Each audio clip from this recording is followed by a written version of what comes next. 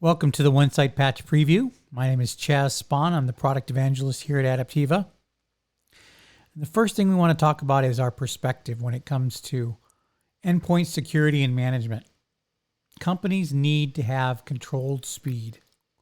What do we mean by controlled speed? Well, there's a lot who would have you believe that patching is dangerous and you shouldn't do patches unless you know for 100% certainty that that patch is not going to cause any problems. We believe that you need to patch as quickly as possible, but you need to have the control so that should something go wrong with that patch, you're able to pause, stop, or roll back that patch and keep your environment up to date and secure. What's the reason for this? Well, there were over 26,000 known vulnerabilities in 2023, and there was just 7 days mean time to exploit. So known vulnerabilities are on the rise. The mean time to exploit is going down, and 25% of high-risk vulnerabilities were exploited on the day of publication. So it's taken the bad guys less and less time to exploit vulnerabilities once they're known, and we can't afford to wait days, weeks, months to get patches out there anymore. We've got to act in a much more efficient manner. The cost of corporate breaches is rising significantly. Recent major breaches like MGM and Clorox were worth over $100 million in damages. With breaches like that, we can't afford to wait. We can't afford to let the bad guys win. Another way to look at this is Gartner estimates that fewer than 60% of devices are patched within 14 days. So if our mean time to exploit is 7 days and it's taken us 14 days to patch, that's a full week worth of exposure that we can't afford to have. Most organizations require 30 days or more to reach 90% completion. That's just not good enough. We need a way to automate the process and make it faster. Chart on the right here shows what the problem really is. The manual process of doing patching. Download a patch, do a test install, extract all of the metadata out of that test install so you know how to get this installed properly.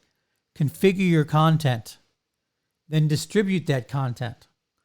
Then configure rollout number 1, then configure rollout number 2 if you're going to do a phased approach. Configure rollout number 3, and on and on. Then you wait for a scan, you download the content, you wait for results, you view reports, troubleshoot, and remediate. And by the time you finish that one, the next patch has been released and you're starting all over again from square one. It's just a never-ending cycle that keeps us in this patching routine. It's taking too long and exposing us to too much risk. So the time for autonomous patching and endpoint management is now. By 2025, more than 90% of organizations will use third-party patching tools to accelerate their patching operations, which is a significant increase from fewer than 50% in 2023. That's next year. So by next year, we're expecting such a significant increase in organizations using third-party patching tools. It's these tools that are going to give us the ability to go faster, to get ahead of the bad actors out there who are constantly taking advantage of these vulnerabilities. Adaptiva delivers the fastest way to patch and manage endpoints at scale. We do this by a 3-pronged approach: automation, adaptation, and acceleration. Automation is going to take us through and automate the process from start to finish. It's 100% automated. Once you set up your automation, as patches come in, they simply follow that automation and get deployed directly to your end users' machines. Adaptation gives us the ability to fine-tune that automation so that it matches up with your exact processes and workflows. And acceleration uses our built-in technologies. It's a part of the Adaptiva OneSite platform to give you the best-in-class software delivery using peer-to-peer methods. And this is what that looks like. On the left, you see traditional endpoint management solutions with their network-intensive approach with a client-server model. All the clients are reaching out to a server to download their content, and that could be an on-site server. It could be a server in the cloud. It could be any number of locations. You've got all of your devices trying to download that content from that one source. Or in some cases, they might allow you to build out an infrastructure of servers so that you can get that content closer to your clients. But now you've got a server infrastructure to manage to distribute that content. It's not a very efficient way to make this thing work. We found that peer-to-peer architecture is a far more efficient way to get that content out to your clients. Push it across the WAN link once to any location, and then share that content within that local area network using LAN technologies to get that content out there very quickly, very efficiently. So let's take a look at what this looks like in our environment. Here's our lab. And this is what OneSite Patch looks like when you first come into the product. This is our landing page. It gives us some information about the overall health and wellness of our environment. I can see some metrics about patching. I can see my overall compliance, my average risk score. I can see information about my patching metadata, which is what it's pulling from our cloud servers to make sure that you know about the latest patches in the environment. I can see my patching system health, patching activity, and these two down here at the bottom, top 5 non-compliant products and top 5 missing patches. These are going to give us insights into what patches we need to work with next to really make an impact in our environment. And you'll see with these, I can click on the options here and add these products directly to a strategy. A strategy is the base object that defines what we want to do with our automation. As you can see on the left here, I've got strategies, bots, business units, chains, and so on. These are all my intent objects. They're going to define my environment so that I can use those objects to build a strategy and build my automation. Each of these defines a different type of information about my environment. So for example, business units. Business units are going to be grouping devices together in a logical fashion that makes sense to my network and how I want to be able to deploy patches. So that might be geographically based. It might be based on departments. It could be based off of machine types, models, anything that makes sense from how I want to control the rollout of patches in my environment. That's how I'm going to build out my business units. Now, business units are targets for patches, but they also do more than that. They're also going to hold other objects in them, such as maintenance windows. When can I do maintenance for those machines? So maybe I have a business unit for my servers, and I only want to allow patching to occur on my servers from midnight till 4 a.m. I can apply a maintenance window for midnight to 4 a.m., and now I'm going to restrict patches to just those times. I can also apply user interaction settings to business units, and that's going to control what my users see when patches are being rolled out. So there'll be a notification that patches are being rolled out. There'll also be a notification if a reboot is required, and give the option to snooze those notifications until such time as it's time for that reboot to occur. I have chains. Chains are going to allow me to group together users of administrators to either be used as a part of notifications or a part of approvals. I have both approval chains and notification chains here. Deployment channels. Deployment channels are our way of queuing up and allowing our patches to all be deployed at the same time. So I might have strategies that fire off at different times throughout the day. If I get different patches to be deployed through those strategies, I might interrupt my users multiple times during the day. By using a deployment channel and telling the strategy to always deploy to that deployment channel, I'm ensuring that those patches are all installed at the same time thus only interfering with my user one time during the day. Deployment waves are my way to do tiered deployments, or what you may have heard as deployment rings. Deployment waves allow us to set up multiple waves and then define rules that say once wave 1 is complete, move on to wave 2. Wait for it to get 80% complete before you move on to wave 3. Or perhaps make sure that we have at least an 80% success rate before we move on to the next wave. So different criteria can be set before moving on between these waves. Patching exceptions is something that is unique to Adaptiva. It gives us the ability to make exceptions for certain patches so that they're not deployed, ensuring that we're only deploying the patches that we specifically want deployed in our environment. Now, patching exceptions can do two things. If I open up a patching exception, I can override desired states. And if I create an override, I'm going to add the patch to it and tell it what the desired state is. Do not install, rollback, or uninstall. Likewise, another option I have is to select the last allowed version. And here again, I can add a specific patch in here, and that specific version will be the lockdown point for my patching. I won't go beyond that patch. If any new patches come out, they won't be deployed. We'll be locked to that specific version. And that's very useful in the case of a development environment, for example, where they're using tools that rely on the Java runtime environment. And it only works with an older version of Java runtime. If you upload Java runtime to a newer version, it breaks the application. So we can specify that the last allowed version is version 18, and we won't go ahead of version 18 until we override that exception. We already discussed maintenance windows. Communications providers allows us to specify different ways to communicate with administrators when it's time for an approval or a notification.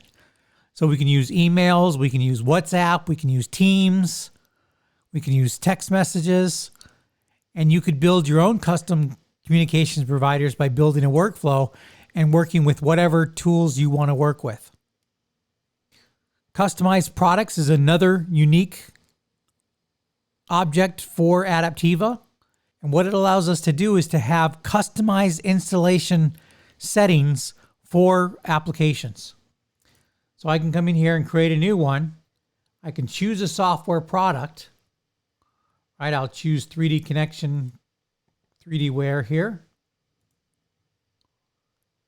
And you can see all of the options here that are a part of the installation of this application. So I could turn off the connection assembly demo. I could turn off the 3D connection trainer. I can turn on and off all of these different pieces simply by doing a toggle switch. And what this is going to do behind the scenes is modify the command line string to include whichever options we've got specified here.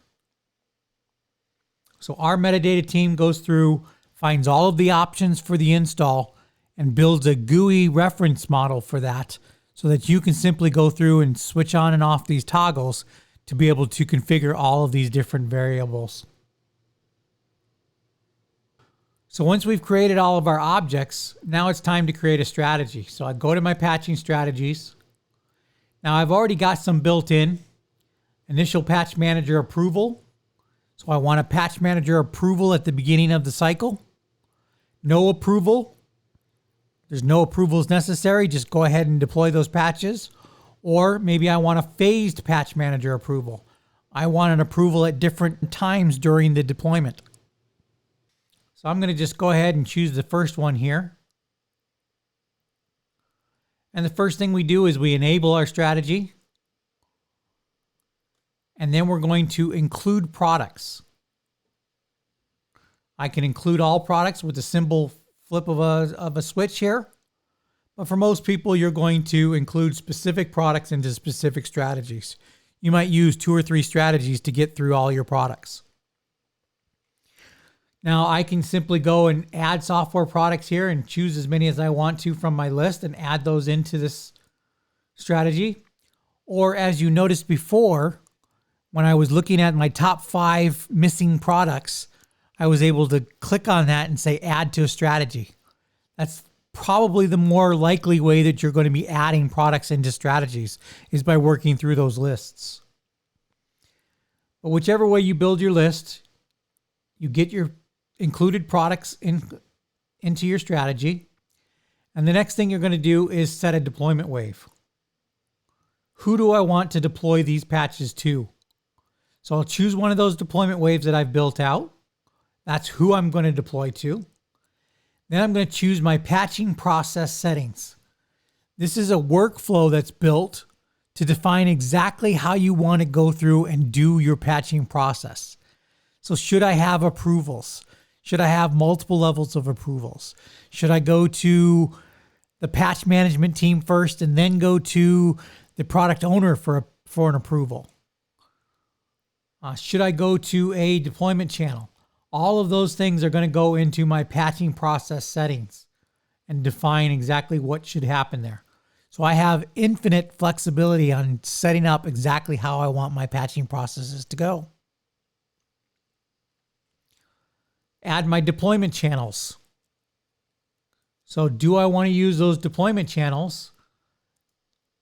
So maybe I've got a daily channel at 9 o'clock. And I also want a weekly channel to go on Fridays at 9 o'clock or at 7 o'clock as well. And I'll add those in there. Now I can choose my patch deployment bots. Patch deployment bots is another object that's used hand in hand with strategies. And a deployment bot is going to run and it's going to filter my patches and allow me to specify exactly the parameters for this deployment that I want to take based off of matching my criteria. For example, I might create a strategy that has 4 deployment bots in it. One for critical deployments, one for high level deployments, one for normal, and one for low. And I might specify different times on each of those. So my critical deployments go daily, my high level deployments go weekly, my normal go monthly, and my lows go quarterly. So those deployment bots allow me to specify criteria and act upon those patches that match that criteria and specify the exact details for how that deployment should occur. Then I supply my approval chains, which we talked about. So I can specify who should do approvals for these patches. I can specify my notification information, so who should get notified about these patches that are coming through. I can set up content pre-staging settings. This allows me to set up either a server content push or a client content pull.